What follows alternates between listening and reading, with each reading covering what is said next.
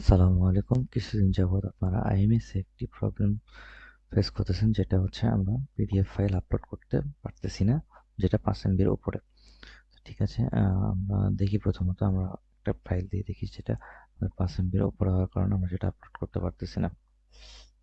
ঠিক আছে, এখানে গেলাম, যাওয়ার পর আমরা আর্কাইভ ম্যানেজমেন্ট সিস্টেমে যাওয়ার পর পলিসি আর্কাইভে যাওয়ার পরে আমরা দেখি একটা ফাইল 10 এমবির ফাইল আমরা একটা আপলোড করবো, সেটা আপলোড হয় কিনা। তো প্রজেক্ট লিস্টে গেলাম, যাওয়ার পর ধরেন এটা আপনার একটা প্রজেক্ট, এখানে আপনি ফাইল অ্যাটাচমেন্ট করবেন।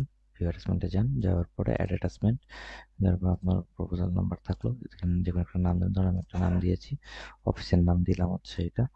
এখানে আপনার অফিসের নামটা দিবেন, দেন তারপরে এখানে চুজ ফাইলে যাওয়ার পরে আমি একটা, দেখেন এখানে টেস্ট ফাইল দেওয়া আছে 10 এমবির উপরে, এই ফাইলটার সাইজ 10 এমবি, সেটা আমি এখন করবো। দেখি আর আপলোড নিচ্ছে কিনা। আপলোড দেওয়ার পরে দেখি এখানে কি দেখেন, এই দেখেন এখানে একটা মেসেজ দেখানো হয়েছে, যেটাকে বলা হয়েছে ফাইল সাইজে হচ্ছে লিমিট হচ্ছে 5 এমবি, এবং আপনাকে অবশ্যই 5 এমবির নিচে, অবশ্যই 5 এমবির নিচে ফাইল আপলোড করতে হবে। তো আমাদের যে কোনো প্রবলেমগুলো তো আইএমএস এখানে একটা মেসেজ দিবে, আপনারা ওকে ক্লিক করে চলে যান, তাহলে তো বুঝতে পারবেন না। সেক্ষেত্রে আপনাদেরকে এখান থেকে বুঝতে হবে যে এখানে কি লিখেছে, এটা সহজ ভাষায় লেখা আছে। আপনার এখানে 5 এমবির বেশি আপনার হচ্ছে কোনো আপলোড দেওয়া যাবে না, 5 এমবির নিচে ফাইল হতে হবে।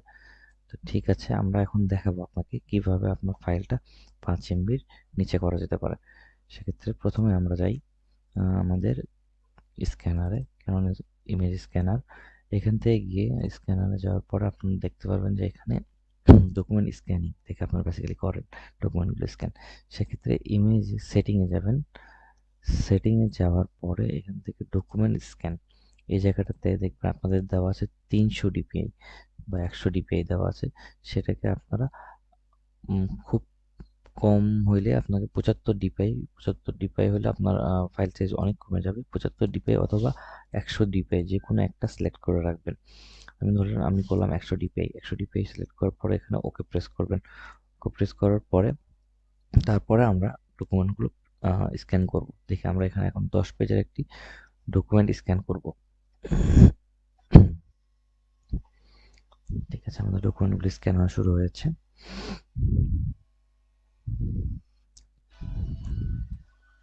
একটা হলো, এক পেজ হচ্ছে, আবার স্ক্যান করি।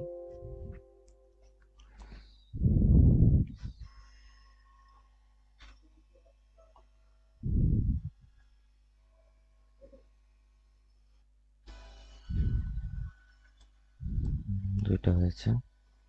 তো এইভাবে আমরা 12 পেজ, টোটাল 12 পেজ দেখানোর জন্য 12 পেজ আমরা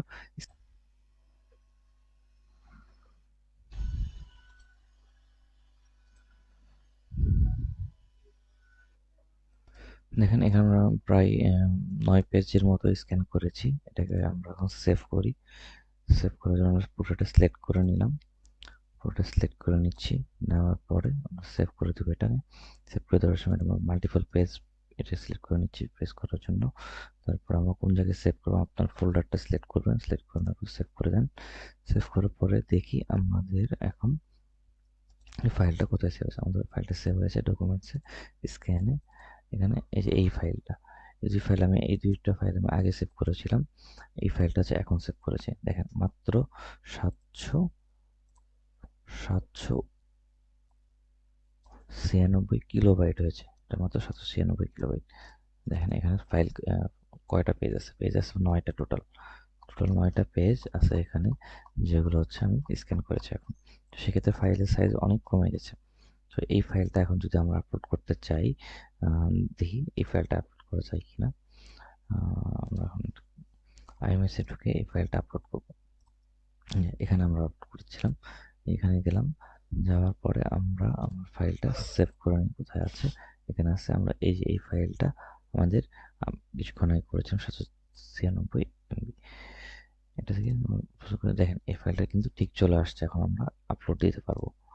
এখন আমরা এই ফাইলটা সিলেক্ট করে নেওয়ার পরে এখান থেকে যে আপলোড দিই, তাহলে আমার আপলোড হয়ে যাবে, কারণ ফাইলটা সিলেক্ট হয়ে গেছে, চলে আসছে এখানে। তো এইভাবে আপনাদেরকে আমার স্ক্যান করার সময় আপনার ডিপিআইটা কমাইতে হবে। আর আপনারা যারা অটোতে স্ক্যান করেন, অটো অপশনটাতে স্ক্যান করেন, তাদের ক্ষেত্রে তাদের ক্ষেত্রে আপনার অটোর সেটিংটা চেঞ্জ করে নিতে হবে।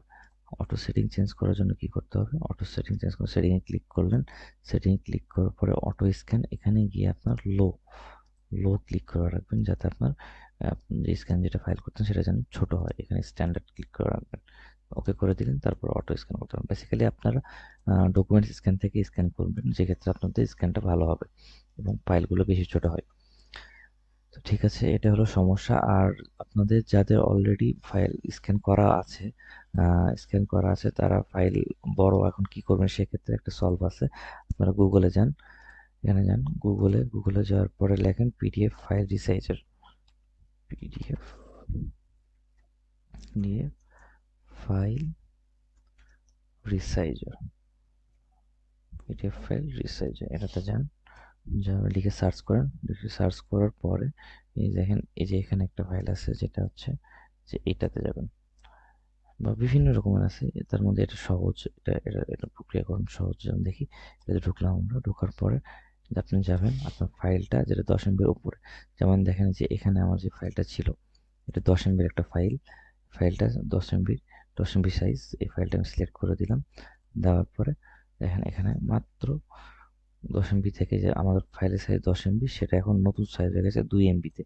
তারপর ডাউনলোড করে নেন। ডাউনলোড করার পরে আপনার ফাইলটা দেখেন, এই যে এই ফাইলটা এখন আপনার কত এমবিপিএস হয়েছে, দেখেন মাত্র 2 MB/s। এটা আপনি খুব ইজিতে আপনি তখন আপনার প্রপোজাল লিস্টে গিয়ে এটা দিতে পারবেন। ঠিক আছে, এই হলো সমাধান। আপনারা যারা এই সমস্যাগুলো ফেস করতেছিলেন যে আপনাদের পিডিএফ ফাইলগুলো বড় হয়েছে, তাদের জন্য এই সমাধানটা করা। দয়া করে ভিডিওটি দেখে বোঝার চেষ্টা করুন এবং সেটা করুন। ধন্যবাদ। আসসালামু আলাইকুম।